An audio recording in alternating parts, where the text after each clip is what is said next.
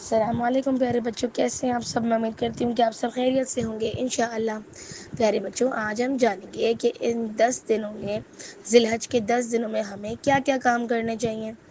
جیسا کہ ہم نے جانا کہ ساری دنیا سے مسلمان حج کرنے کے لیے بیت اللہ جاتے ہیں، اس اہم فرض کو ادا کرنے کے لیے، تو ہمیں اس کی نیت کرنی ہے انشاءاللہ۔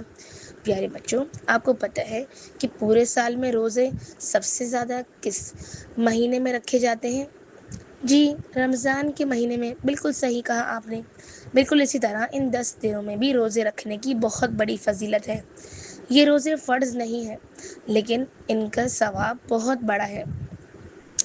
جیسے کہ حاجی وہاں پر عبادت کر رہے ہوتے ہیں اور وہ بھی روزہ رکھتے ہیں، اور ہمیں بھی ان کے ساتھ ساتھ، اگر ہم روزہ رکھیں گے اور عبادت کریں گے تو ہم ان کے ساتھ ساتھ ثواب میں شریک ہو سکتے ہیں۔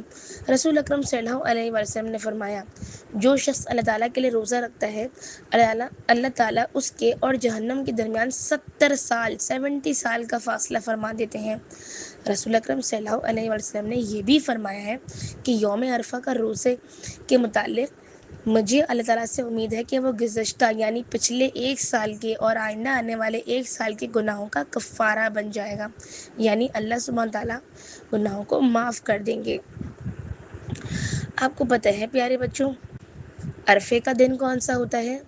9 ذی الحجہ عرفے کا دن کہلاتا ہے۔ یہ روزے فرض نہیں ہیں، نفلی روزے ہیں۔ پیارے بچوں، ہمیں چاہیے کہ ہم ان دنوں میں خوب عبادت کریں، دعائیں مانگیں، فرض نمازیں اور نفل نمازیں پڑھیں، تسبیحات اور اذکار کی پابندی کریں، اور ان کاموں سے بھی بچیں جن سے اللہ نے روکا ہے، منع فرمایا ہے۔ اور اگر آپ روزہ نہیں رکھ رہے پیارے بچوں، تو آپ اپنی ممی کی ہیلپ کرا سکتے ہیں، افطاری بنوا سکتے ہیں، اپنے فرینڈس کو بتا سکتے ہیں کہ ہمیں ان 10 دنوں میں کیا کرنا ہے۔ اور آپ کی مما کا تو روزہ ہوگا نا، تو ہم نے ان کو تنگ نہیں کرنا، اپنے وقت کو فالتو گیمز اور کمپیوٹر، موبائل وغیرہ میں بھی ضائع نہیں کرنا انشاءاللہ۔ اور پیارے بچوں، کثرت سے تکبیرات پڑھنی ہے۔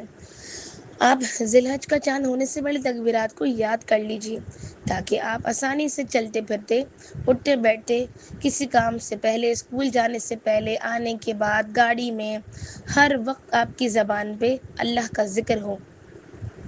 پیارے بچوں، صحابہ کرام اس ماہ میں خاص طور پر تکبیرات پڑھتے تھے، بازاروں میں نکل جاتے تھے اور اونچی آواز میں، بلند آواز میں تکبیرات کہتے تھے، تاکہ دوسرے لوگ بھی انہیں سن کر تکبیرات پڑھنے لگیں اور ان کو یاد آ جائے، جب چاند نکل جائے تو ہمیں بال اور ناخن نہیں کاٹنے، اور بھی لوگوں کو بتانا ہے، یاد دلانا ہے کہ اپنے بال اور ناخن کاٹ لیجیے۔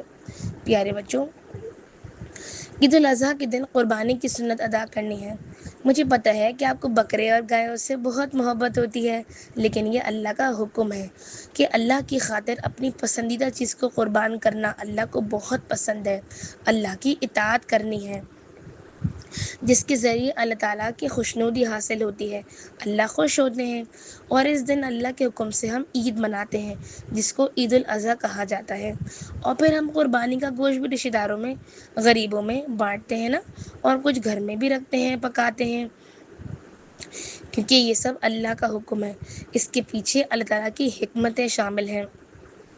تو میں امید کرتی ہوں کہ آپ سب کو سمجھ آ گیا ہوگا کہ ہم نے ان 10 دنوں سے کیسے فائدہ اٹھانا ہے۔ انشاءاللہ ملتے ہیں نیکسٹ ویڈیو میں۔ جزاکم اللہ خیرا کثیرا۔